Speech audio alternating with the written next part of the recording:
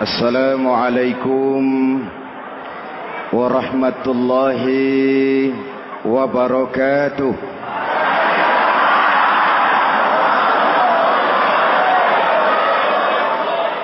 Alhamdulillahi rabbil alamin. Wassalatu wassalamu ala ashrafil mursalin Sayyidina wa maulana Muhammadin wa ala alihi wa sahbihi ajmain, amma ba'du. Para ulama yang saya muliakan, hadirin hadirat ma'asyiral muslimin yang saya cintai, banyak kita alami perubahan-perubahan yang terjadi, baik perubahan yang menyangkut sosial budaya, lebih-lebih yang menyangkut sosial politik. Yang tidak banyak mengalami perubahan adalah sosial ekonomi. Bahkan angka kemiskinan kita naik menjadi 3/5 dari total penduduk kita hidup di bawah garis kemiskinan, dan 20% diantaranya miskin mutlak. Perubahan-perubahan yang terjadi menyadarkan kita kepada kebenaran Al-Quran ketika Allah menyatakan wa tilkal ayyamu nudawiluha bainan nas. Hari itu kami putar di antara manusia. Ada saat datang, ada waktu pergi. Ada hari lahir, ada saat kembali, ada waktu dilantik, ada saat menyerahkan jabatan. Hari kami putar di antara manusia dan hidup cuma sekadar menunggu giliran. Soalnya kemudian di tengah perubahan-perubahan yang terjadi begitu cepat, what must we do now?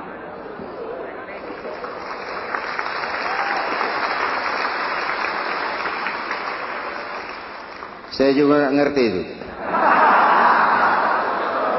Yang penting kan penampilan. Saudara-saudara kaum muslimin di seluruh tanah air, jadi pemimpin adalah pelayan bagi orang yang dipimpinnya. Okelah, perbaikan ekonomi, pembukaan lapangan kerja baru kita serahkan kepada pemerintah, karena kita percaya mereka orang-orang terpilih belaka yang dipilih dengan kepercayaan akan mampu membawa rakyat keluar dari kesulitan. Amin. Tugas kita sekarang di zaman susah meluruskan akidah. Jangan sampai mbah dukun yang naik ke permukaan.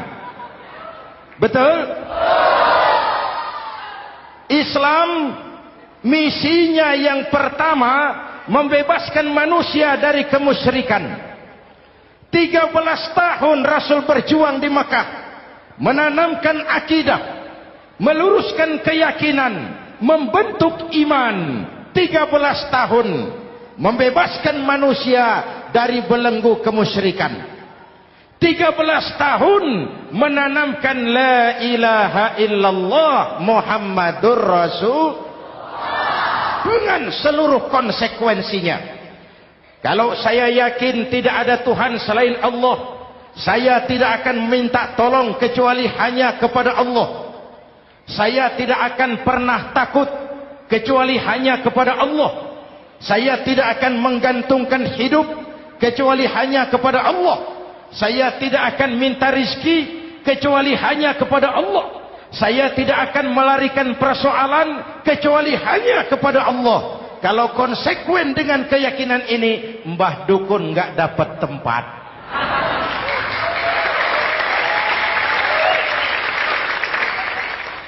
Akur? Ayo lihat secara sederhana. Saya sandaran di tiang, tiangnya ambruk, sayanya jatuh. Saya sandaran di tembok, temboknya runtuh, saya juga runtuh.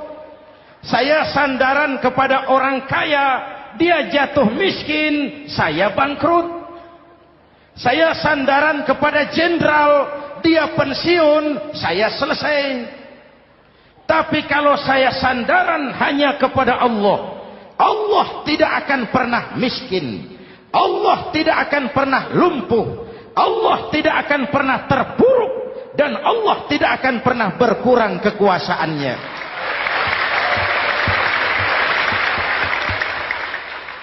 Maka umat Islam, sesulit apapun zaman yang kita hadapi, Allah juga tempat kita bersandar.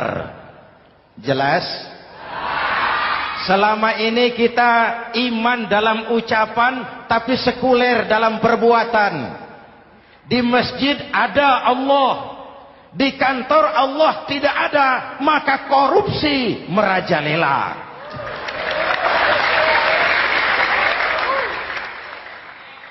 Di masjid ada Allah, di pasar Allah tidak ada, maka timbangan tetap curang. Kita iman dalam ucapan, tapi sekuler dalam perbuatan. Oleh karena itu, sesulit apapun zaman yang kita hadapi, iman jugalah pegangan kita. Allah juga tempat kita bersandar. Boleh zaman berubah, akidah jangan sampai goyah. Karena iman kita hidup, untuk iman kita berjuang, dan dalam iman kita ingin kembali menghadap Allah Subhanahu. Selama ini manusia Indonesia kita lebih banyak diisi otaknya, hati sering kosong, agama dangkal, akidah rapuh, moral rendah. Memang kemudian muncul banyak orang-orang pintar, cuma sayang tidak benar. Indonesia kita bangkrut, Indonesia kita terpuruk, Indonesia kita sakit parah kalau diurus orang yang cuma pintar tapi tidak benar. Kita perlu orang-orang pintar, tapi kita lebih perlu orang benar.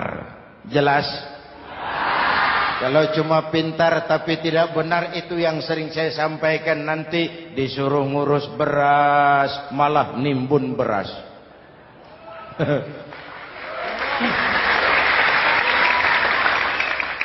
Disuruh ngurus laut malah jadi bajak laut. Disuruh ngurus hutan rame-rame jadi orang hutan.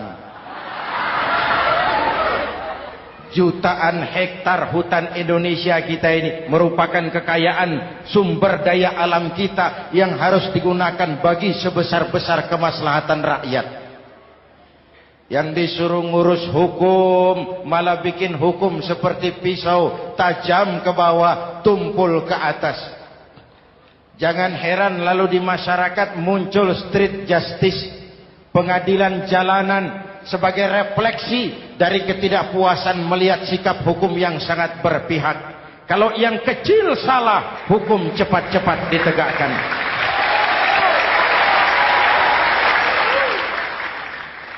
Lihat saja sekarang ini kalau orang terkenal, banyak uang, punya masalah, antri yang bela. Betul? Tapi saudara lihat si Marsinah di Jawa Timur, si Sengkon dan Karta di Jawa Barat, si Udin Bernas wartawan Jogja terseok-seok mencari keadilan, sampai hari ini urusannya masih remeng-remeng. Kenapa bisa begitu? Jawabannya sederhana, tidak ada fulus. Ada fulus mulus, tidak ada fulus manfus. Betul? Jangan sampai para penegak hukum kita terjebak pada lagu baru, maju tak gentar membela yang bayar. Biar bertentangan dengan nurani, biar bertentangan dengan public opini, biar bertentangan dengan rasa keadilan. Siapa yang bayar, itulah majikan. Mau benar atau salah, belain terus. Kalau seperti inilah hukum kita, mafioso keadilan akan tetap gentayangan. Hadirin yang saya hormati, 13 tahun beliau berjuang di Mekah, meluruskan keyakinan, memantapkan akidah, meneguhkan iman. Dari situ segalanya dimulai, dan ke situ segalanya akan menuju. Intan paling mahal, mutiara paling berharga, tidak lain adalah nilai-nilai keimanan. Kalau itu sudah tergadai, apalagi yang bisa kita banggakan dalam kehidupan ini? Kita merasa harta kita berharga, belum ada artinya ketimbang iman. Kedudukan kita punya nilai pun belum ada artinya ketimbang dengan nilai-nilai keimanan.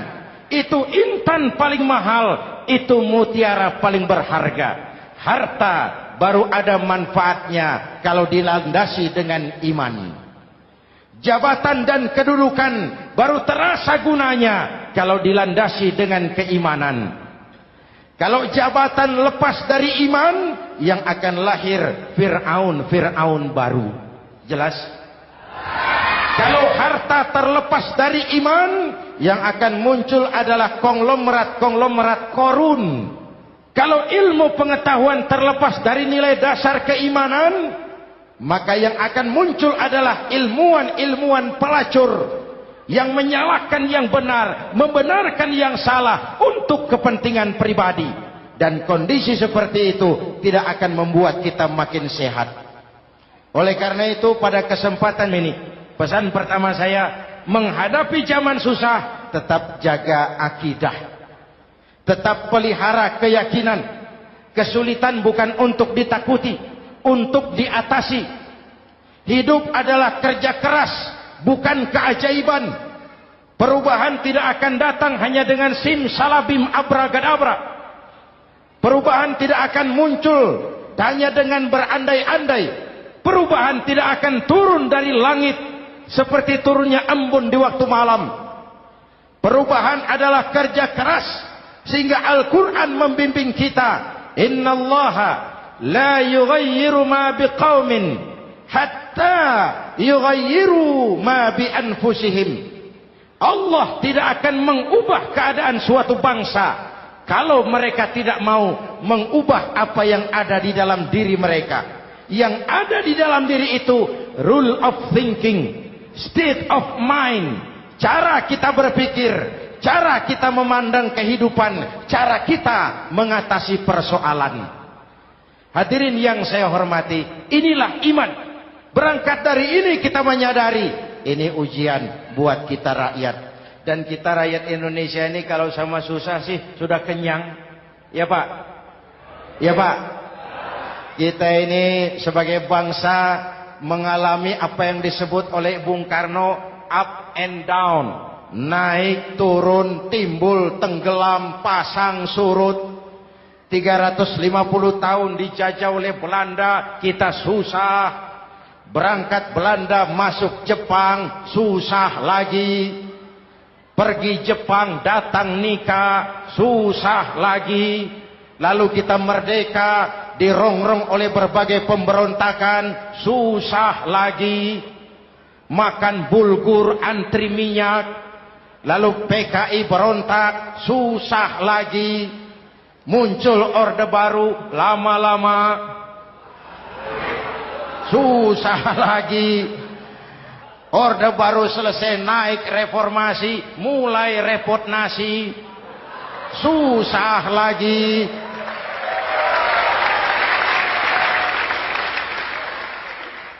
Kalau susah kita ini sudah akrab, sudah intim. Mestinya kalau sudah susah seperti itu, jangan salah sikap menyikapi kesusahan. Jangan sampai kita potong kompas, ambil jalan pintas, terjebak menghalalkan segala cara. Itu tidak akan menguntungkan. Itu tidak akan menyelesaikan. Kalaupun selesai nampaknya penyelesaian sesaat. Dan penyelesaian sesaat bukan penyelesaian yang sebenarnya. Karena itu tetaplah dalam koridor keimanan. Boleh zaman berubah, akidah jangan sampai goyah. Silahkan masa berganti, tapi keyakinan jangan mati. Sekali la ilaha illallah, sampai tetes darah paling penghabisan, tetap la ilaha illallah. Sanggup? 3 orang. Sanggup? 21. Sanggup? Kalau sanggup kita harus konsekuen. Saudara-saudara di seluruh tanah air, misi yang kedua dari Islam setelah membebaskan manusia dari kemusyrikan, membebaskan manusia dari ras diskriminasi, mengikat manusia dengan tali akidah. Sebelum Islam datang, manusia dibedakan oleh warna kulit, manusia dibedakan oleh faktor keturunan, manusia dibedakan oleh faktor harta dan benda. Adalah Rasul yang mengajarkan, innallaha la yanzuru ila suwarikum wala ila amwalikum walakin yanzuru ila qulubikum wa a'malikum. Allah tidak melihat potonganmu, Allah tidak melihat hartamu. Yang Allah lihat itu adalah hatimu dan amal perbuatanmu. Jauh sebelum Amerika teriak-teriak membanggakan apa yang mereka sebut sebagai Declaration of Independence, Nabi sudah mengajarkan kepada kita semua, An-nas kulluhum li Adam wa Adam min turab la fadla li Arabiyyin ala ujamiyyin illa bittaqwa. Seluruh manusia berasal dari Adam. Adam diciptakan dari tanah. Tidak ada kelebihan Arab dengan yang bukan Arab kecuali takwanya. Jauh sebelum Amerika mencanangkan bahwa semua manusia dilahirkan sama, that all men are created equal. Jauh sebelum itu Islam sudah membebaskan manusia dari ras diskriminasi. Apa dalam konteks kekinian menghadapi zaman susah tetap jaga kerukunan? Ya Pak? Ya Bu? Oi Bu? Menghadapi zaman susah tetap jaga kerukunan, baik antar umat seagama, antar umat beragama, maupun antar umat beragama dengan pemerintah. Menjaga kerukunan, jangan saling sikat sikut di antara kita. Sebab kalau sudah rukun, saya ajak berhitung, 1 ditambah 1 sama dengan, itu matematika namanya, hasilnya pasti. Tapi angka sosial hasilnya aneh. Saya ubah jadi angka sosial. Ayo kita berhitung lagi. 1 orang takut ditambah 1 orang takut sama dengan 2 orang setengah berani. Kenapa setengah berani? Karena sudah berdua. Tadi kan takut sendiri. Kalau sama-sama takut berkumpul jadi setengah berani. Kalau ditambah 1 orang takut lagi, 1 orang takut ditambah 1 orang takut ditambah 1 orang takut sama dengan 3 orang berani. Kenapa jadi berani? Karena sudah bertiga. Kita yang lemah, kita yang marginal, kita yang dikucilkan, bahkan kita yang dilecehkan, kalau mau rukun kita akan kuat dan tidak bakal dipermainkan orang.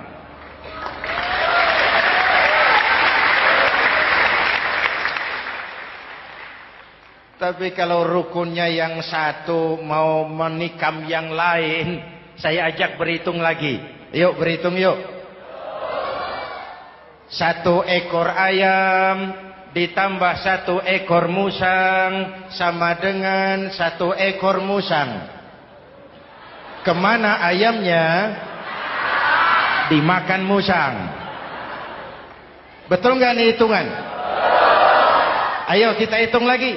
1 ekor ayam ditambah 1 ekor musang sama dengan 1 ekor musang. Kemana ayamnya? Dimakan musang.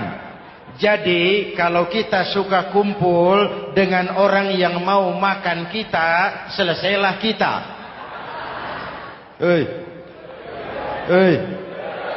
Maka kalau merasa kita ini ayam, yuk kumpul sama-sama ayam, pulang ke kandang ayam.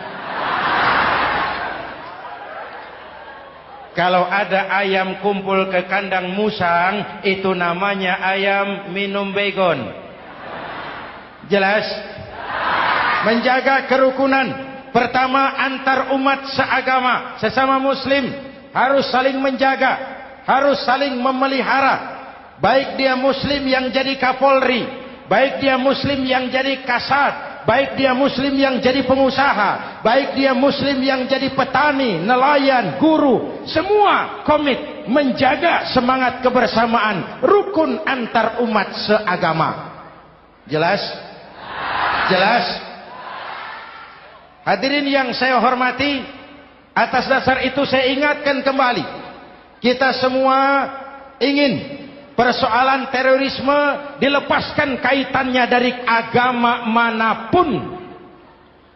Tidak ada kaitannya terorisme dengan Islam, dengan Kristen, dengan Hindu, dengan Buddha. Tidak ada kaitannya terorisme dengan pondok pesantren.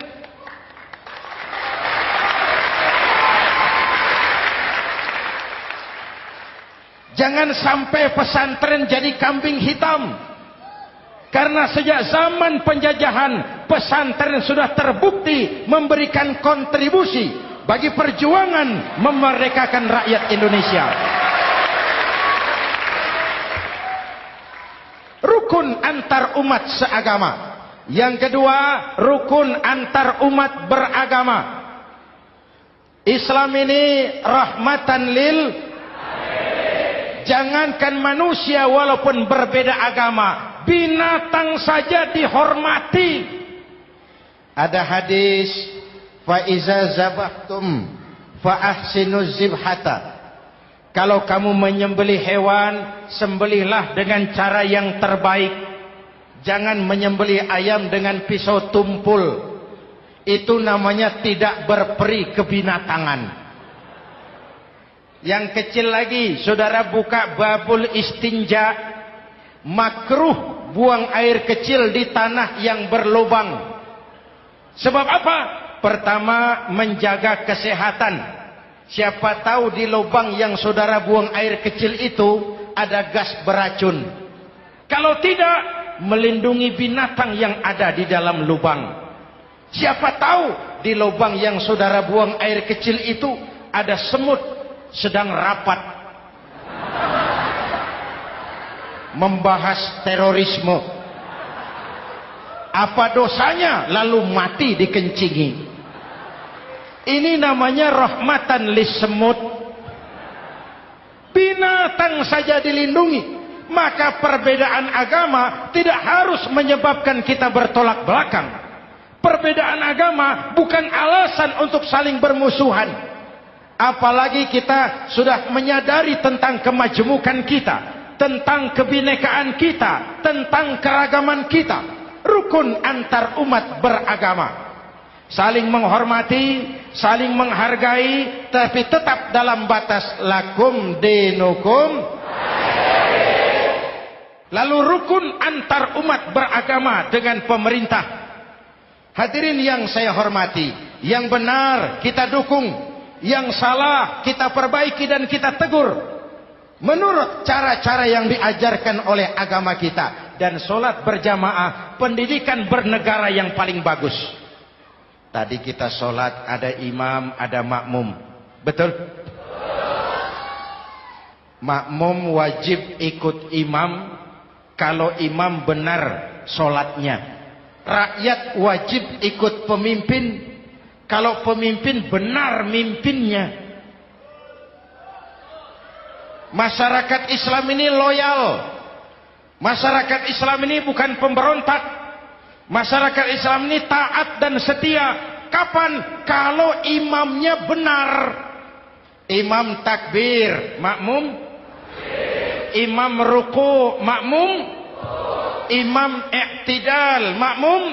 I'tidal. Imam sujud, makmum. Tapi kalau imam keliru, mestinya imam ruku malah sujud. Salah imam ini. Tegur. Siapa yang wajib negur? Makmum yang sop terdepan. Anggota DPR.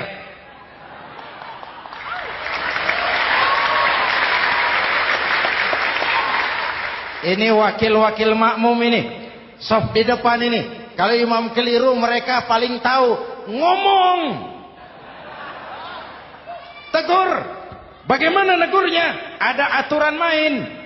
Mestinya ruku, imam sujud. Salah ini imam. Subhanallah. Kan begitu negurnya.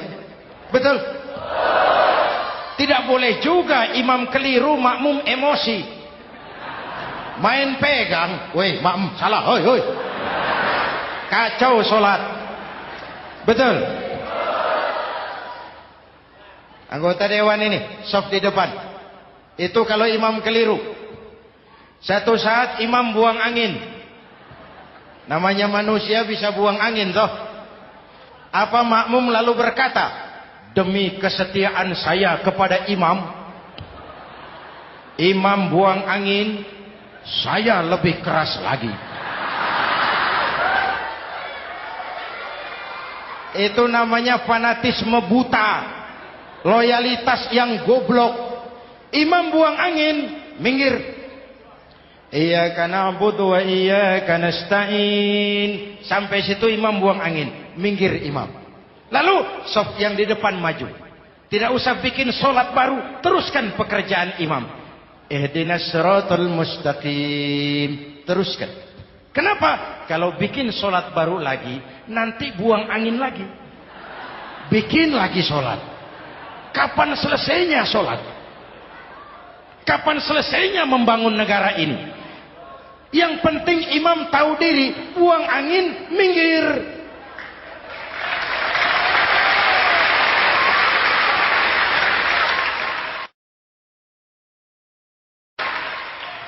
Ini kacaunya sholat berjamaah kita sekarang. Kacaunya negeri kita sekarang. Banyak imam sudah buang angin, gengsi. Diam aja merasa nggak punya salah. Dikasih tahu sama makmum, imam tadi buang angin ya, malah jawab sedikit. Apa kalau sedikit lalu tidak batal sholat itu? Mekanisme kehidupan sosial yang diatur lewat tuntunan sholat berjamaah. Sehingga Nabi berpesan, kun imaman muta'an au ma'muman muti'an fala takun thalisan jazu'a. Kalau jadi pemimpin, jadilah pemimpin yang ditaati. Kalau jadi makmum, jadilah makmum yang mentaati. Jangan jadi golongan ketiga pemecah belah. Di depan tidak jalan, di belakang takut, ditaruh yang di tengah, di depan didorong, yang belakang ditendang. Ini namanya biang kerok. Saudara-saudara, dari uraian singkat ini saya ambil beberapa catatan pokok. Pertama, kalau ada intan paling mahal, kalau ada mutiara paling berharga dalam hidup kita, itu tidak lain adalah karena keyakinan. Hidup jadi indah, hidup jadi berharga, hidup jadi berarti kalau didasari atas sebuah keyakinan. Dan keyakinan itu tidak lain adalah nilai iman kita, akidah kita kepada Allah Subhanahu wa taala. Yang kedua, tetap menjaga kerukunan. Sesulit apapun zaman yang kita hadapi, kita tetap harus menjaga semangat kebersamaan. Kita harus tetap menjadi lem perekat yang menjaga keutuhan, baik sebagai bangsa maupun sebagai umat. Perbedaan adalah wajar, harus dihormati sebagai ciri kehidupan berdemokrasi. Tapi jangan perbedaan menjadi sebab kita bermusuhan, dan jangan perbedaan menyebabkan kita saling berpecah belah. Hormati perbedaan, jangan perbedaan dipandang sebagai permusuhan. Dengan akidah yang kuat dan kebersamaan yang kokoh, ayo kita hadapi kesulitan, kita atasi kesulitan, dan dengan kerja keras untuk menyongsong hari esok yang lebih pasti. Mari kita Fatihah. Semoga Allah memelihara kita bangsa Indonesia ala hadhihi niyyah wa ila hadratin nabi. Al-Fatihah.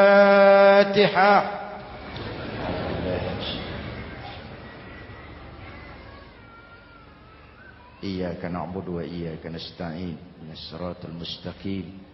Siratal ladzina an'amta 'alaihim. Bismillahirrahmanirrahim. Amin. Alhamdulillah Rabbil Alamin. Allahumma salli wa sallim mubarak ala Sayyidina Muhammadin wa ala alihi wa sahbihi ajma'in. Allahumma Rabbana taqabbal minna salatana wa siyamana wa qiyamana wa takhashu'ana wa ta'abbudana wa tammim taksirana ya arhamar rahimin.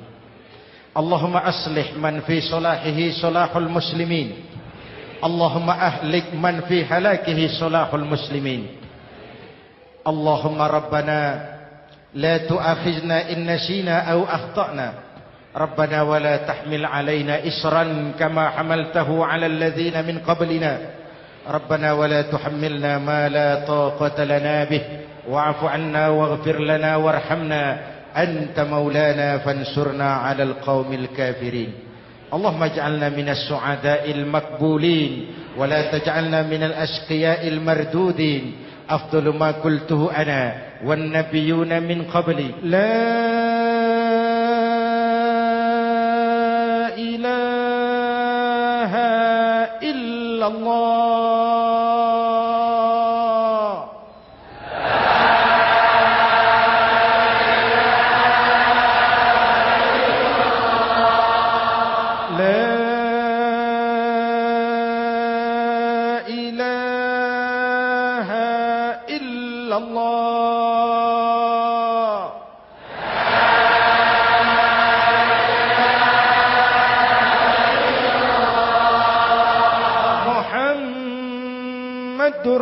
Rasulullah.